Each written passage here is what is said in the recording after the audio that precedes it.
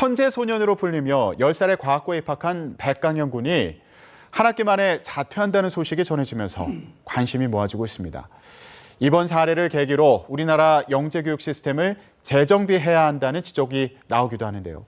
관련 내용 한국영재교육학회장을 지낸 이정규 서경대 교수와 짚어보겠습니다. 안녕하십니까? 네, 안녕하십니까? 예. 만 10살의 나이로 서울과학고에 입학해서 화제를 모았던 백강현 군. 한 학기 만에 자퇴한다는 이 소식이 전해졌는데 좀 이 상황 어떻게 보셨어요? 네, 저도 영재교육 전문가로서 그리고 우리나라 영재교육 정책이나 학교 현장을 잘 지원해줬던 영재교육 학회장으로서 굉장히 매우 안타까운 마음을 지금 가지고 있습니다. 예. 사실 우리나라가 다른 나라에 비해서 영재교육을 체계적으로 시작해보고자 한 게 2000년에 이제 지금으로부터 지금 2023년이니까 예. 딱 영재교육 시작한 지 20년이 되었습니다. 2003년도에 한국과학영재학교가 오픈이 되면서 영재교육을 체계적으로 실시하려고 하는 과정에서 이렇게 백강현 군의 소식을 듣고 우리나라 영재교육 체계를 이제는 중간 점검이 꼭 필요한 중요한 시기가 아닌가 이렇게 생각을 합니다. 예.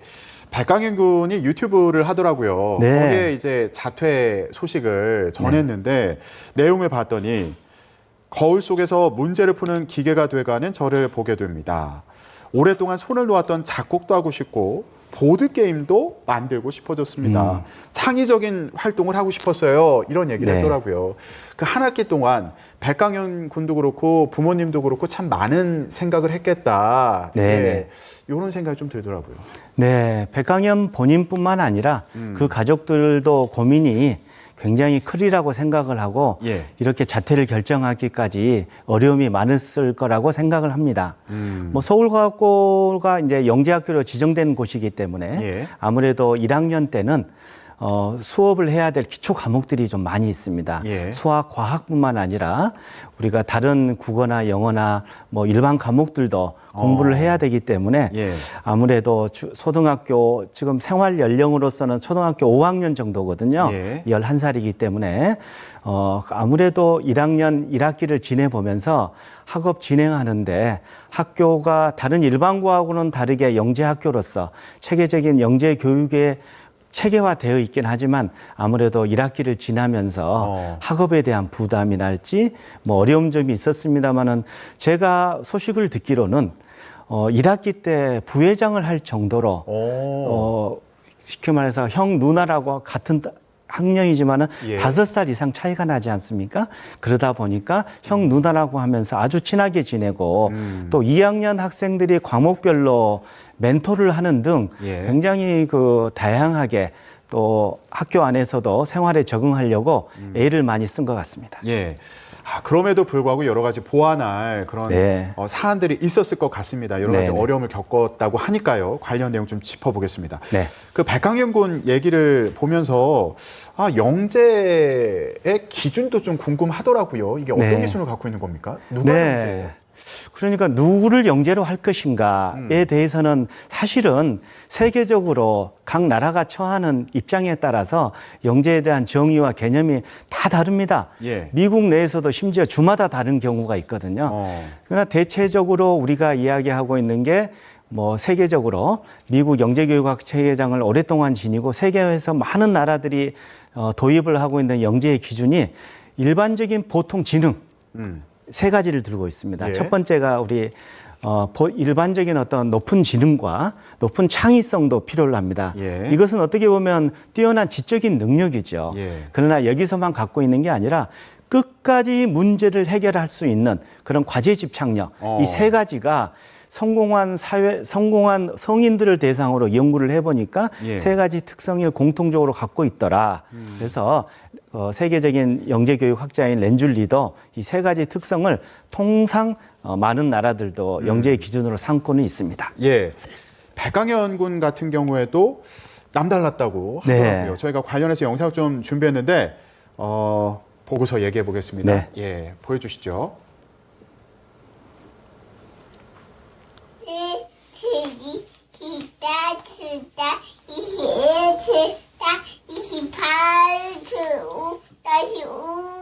상식적으로 만 3살도 안 된 아이가 암기 능력만으로는 3일 만에 9구단도 아니고 무려 13단을 줄줄 외울 수는 없는 것 아니겠습니까? 예, 지금 보신 영상이 백강현 군이 한 28개월 정도 됐을 때 네. 영상이라고 하더라고요. 그 유튜브에 이제 올린 네네. 영상을 저희가 보여드렸는데 잘 안 들리셨을 수도 있는데 저게 네. 9구단이 아니라 13단을 외우는 모습이에요. 네네. 28개월에 13단을 외운 건데 백강현 군 아버지가 유튜브에서 그렇게 얘기했더라고요. 영재성이 빛나는 순간을 포착해라. 네. 그러면서 이제 했던 얘기가 28개월 때 서점에 갔는데 9구단보다 높은 13단 표를 집도라는 거예요. 그래서 그걸 네네. 사줬고 네. 그랬더니 저렇게 외우더라. 네. 예. 아, 영재들이 어릴 때부터 저렇게 좀 남다른 모습이 있나 보죠. 어떤 특징이 있습니까? 그래서 우리나라 영재교육 정책을 연구하고 있는 한국교육개발원에서 연구한 결과에 따르면 네. 보통 5세 미만에서 영재성을 발견할 수 있는 경우가 약 90% 정도 있다고 합니다. 특히 방금 수학과 같은 경우도 마찬가지고 가르쳐주지 않았는데 스스로 흥미와 관심을 가지고 저렇게 하는 경우도 있고 가장 많이 영재성을 발견하는 경우는 언어 능력입니다. 가르쳐주지도 않았는데 혼자 책이나 다른 사람이나 TV 같은 데 미디어를 보고 나서 그 나이에 구사할 수 없는 어려운 용어를 구사한다거나 그 어떤 개념을 이해한다거나 언어의 문해력이라고 하죠. 그와 같은 게 뛰어나고 특히 5살 미만의 예술 체육 분야에서도 그 능력이 타고납니다. 특히 뭐 한 번 들은 음악을 그대로 연주한다든가 청음 능력이라고 우리가 얘기를 하죠. 그건 뭐 아무래도 우리가 영재라고 하는 것은 더 기프티드라고 하거든요. 천부적으로 그 재능이 타고난 것도 굉장히 중요하다고 이야기할 수 있습니다. 그러면 지금 방송 보시는 시청자 여러분들도 우리 아이가 이런 행동을 하는데 혹시 영재일 가능성이 있을까? 이런 분들 계실 것 같아요. 아이들의 사소한 행동 속에서 좀 영재성의 가능성을 볼 수 있는 그런 부분들이 있을까요? 이런 행동을 주목해라. 뭐가 있습니까? 이런 행동 주목하는 것은 가장 첫 번째가 우리 질문하는 겁니다. 지적인 호기심을 가지고 계속 궁금한 것에 대해서 아이들은 질문을 하거든요.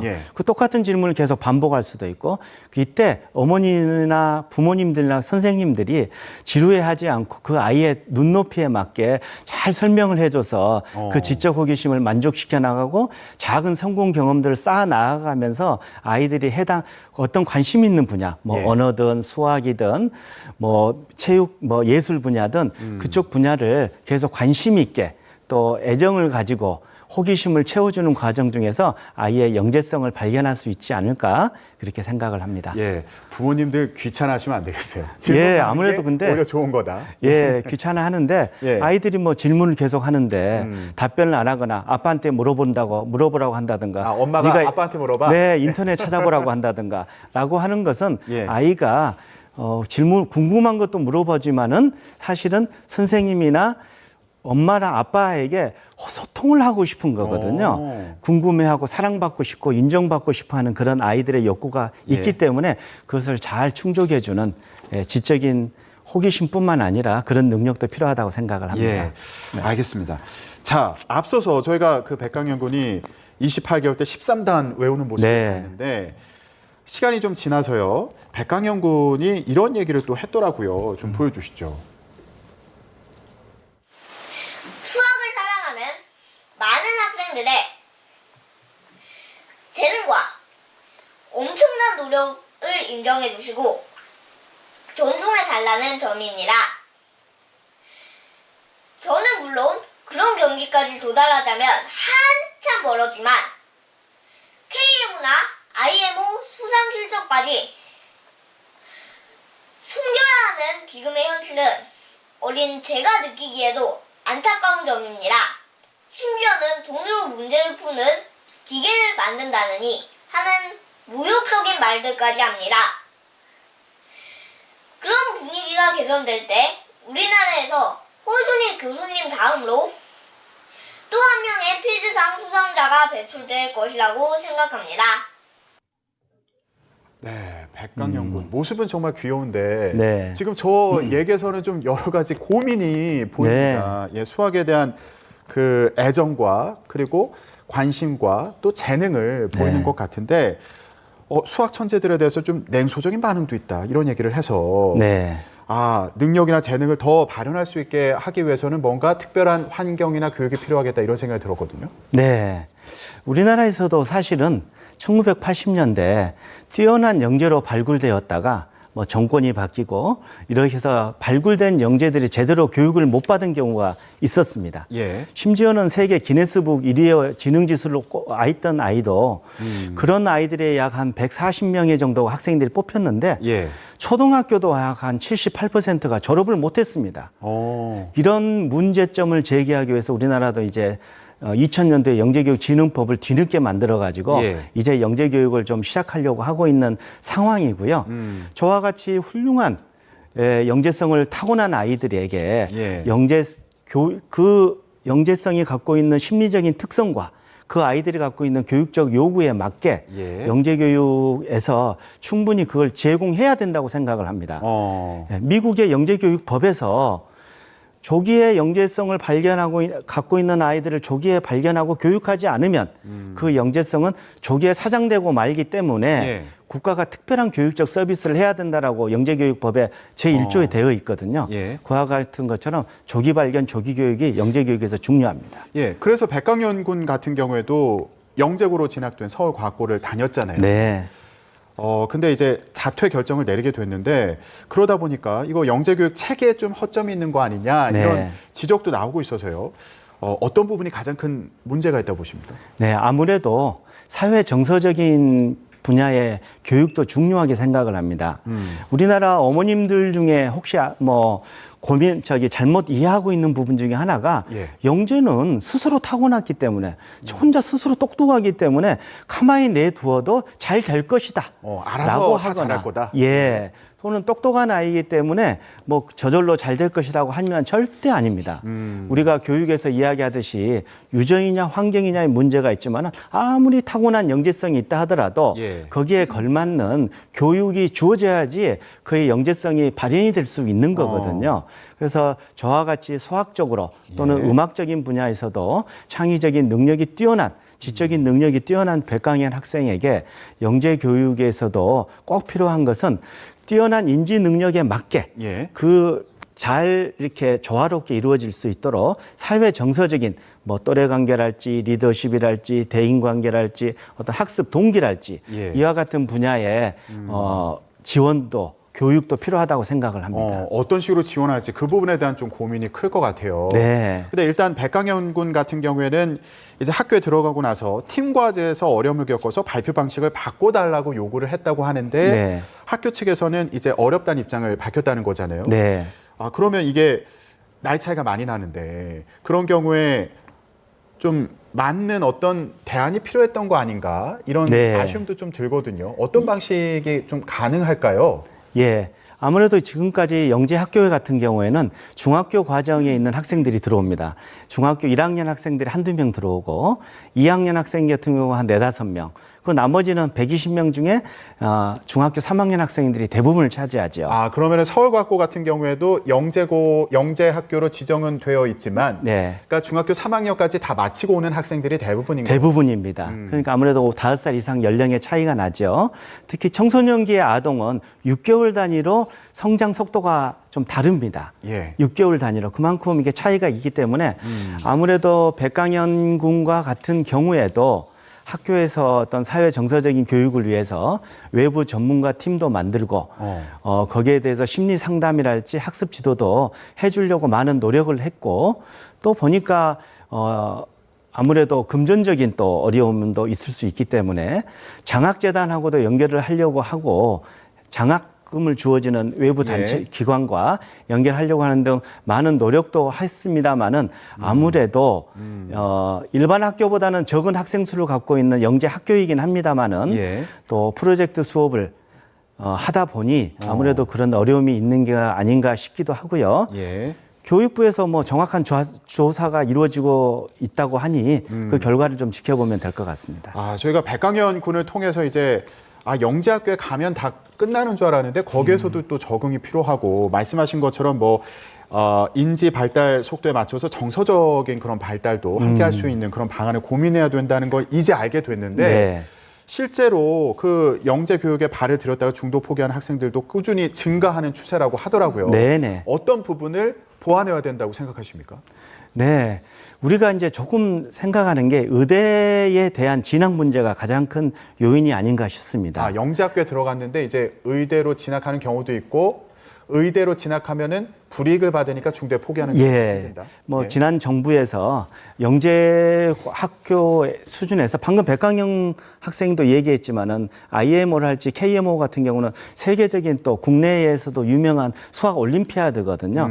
그러한 성적을 감추어야 되는 상황까지 발생한 것은 아무래도 뭐 정부 차원에서 이런 영재 교육 기관을 다니게 되거나 또는 올림피아드에서 우수한 성적을 나타내거나 영재 다니는 성적을 기록을 못하게 되어 있습니다. 이 기록을 못하게 되어 있으니까 아무래도 그 분야에 뛰어난 학생들의 선발이 어려울 수도 있고요. 오히려 감점을 하게 돼 있죠. 기록을 못한다는 건 어디에? 학생생활기록부에 기록을 못하게 되어 있습니다. 아, 대학 갈 때 그거를 못 쓰는 거예요? 예, 그걸 못 쓰게. 같은 계열로 가더라도 못 쓰. 예, 심지어 물리 올림피아드에서 1등한 학생이 서울대학교에서 떨어진 경우도 있습니다. 아, 그걸 생활기록부에 못 쓰니까 쓰면 감점을 반영이 안 주기 돼요? 때문에 아. 그런 상황이 이제 뭐 지난 정부에서 교육부 지침으로 내려온 적이 있긴 합니다.